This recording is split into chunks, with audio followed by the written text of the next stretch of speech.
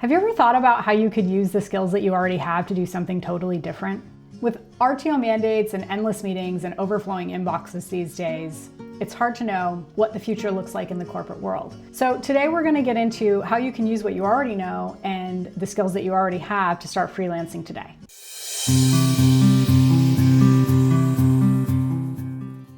Hi, I'm Courtney, and I help mid-career millennial women leave the corporate rat race for work that brings them freedom and flexibility using the skills they already have. Okay, so let's jump in.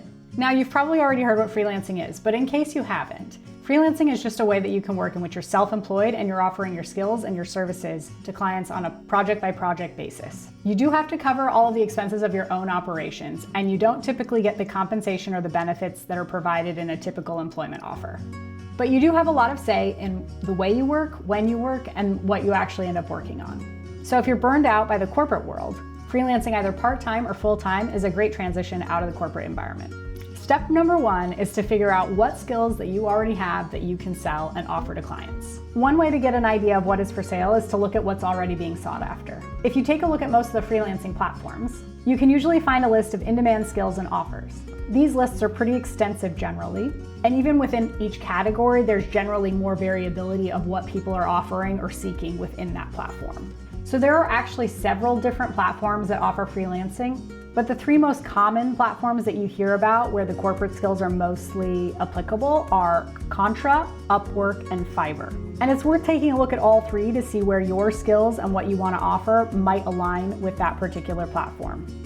Now, if you're still not quite sure what you might want to do, go ahead and take a look at the Career Clarity Compass. It's linked in the description below, or it's available at desktodream.com. It's just a quick exercise to help you identify your own skills and your own strengths and what's been working for you and what you want to leave behind to help you get more clarity about the steps that you need to take next.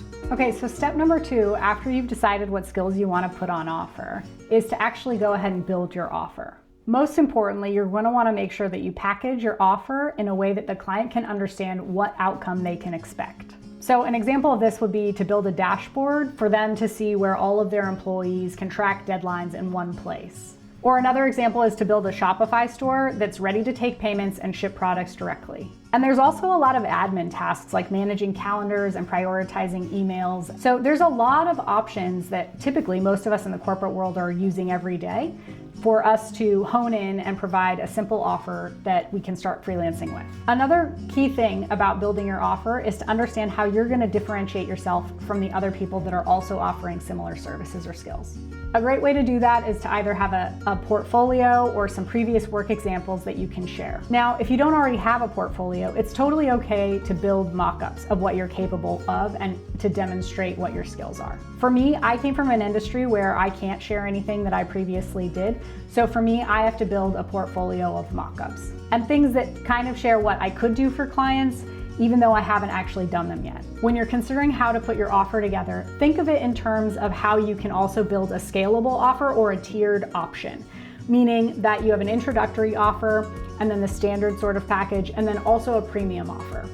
And there's another note to make here at this point while you're still building out your offer, and that's to start thinking about how you want to charge your customers. Like, do you want to charge on a project-by-project basis, or do you want to charge an hourly rate? I think sometimes when you're maintaining another job, it can be kind of difficult to obligate yourself to a time commitment or an hourly rate commitment, because it can be like 20 hours a week. And if you've already got 25 or 30 hours that you're committing to another part-time job, or if you're working a full-time job at 40 plus hours a week, it can be a lot to add on a commitment of 20 hours a week for a client, but it really is up to you and how you like to work and how you like to get paid.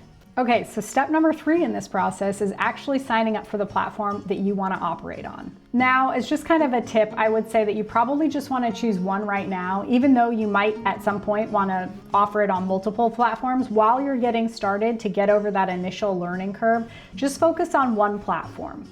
But choose that platform based on what your offer is and how you want to work. This is the platform that you're going to start building your professional freelancing profile on, and you're going to start sharing the examples of work that you can do and what you have on offer, and then also building your credibility through testimonials and work that you've done for others as you start doing it.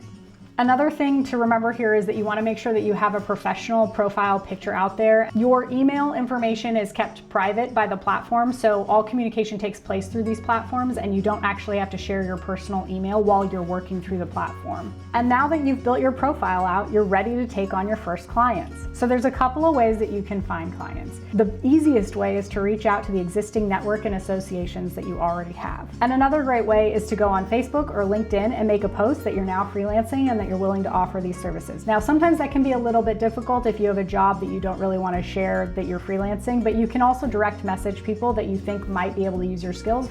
So be sure to use the existing connections that you already have. And then there's also like cold outreach, which can be intimidating at first, but it's really not that difficult. And there's actually a great YouTuber called Dea who has a lot of experience doing freelancing and has made it her full-time career along with YouTube. So I'll link her video in the description below where she talks about cold outreach, but essentially what you're doing is you're researching people that could potentially use your services based on what you know you're offering.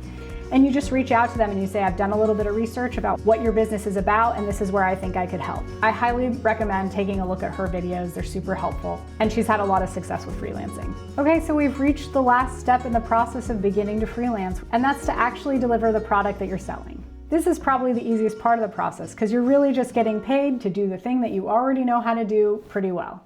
But the most important thing is to under-promise and over-deliver. Now, you don't want to burn yourself out or give away too much for free, but you have to remember that when you're freelancing, you're building your business based on credibility that you're getting as a result of the work that you're performing for people and the testimonials that they provide back to you. So it's pretty critical to make sure that you're continuously building that credibility and building those relationships with people.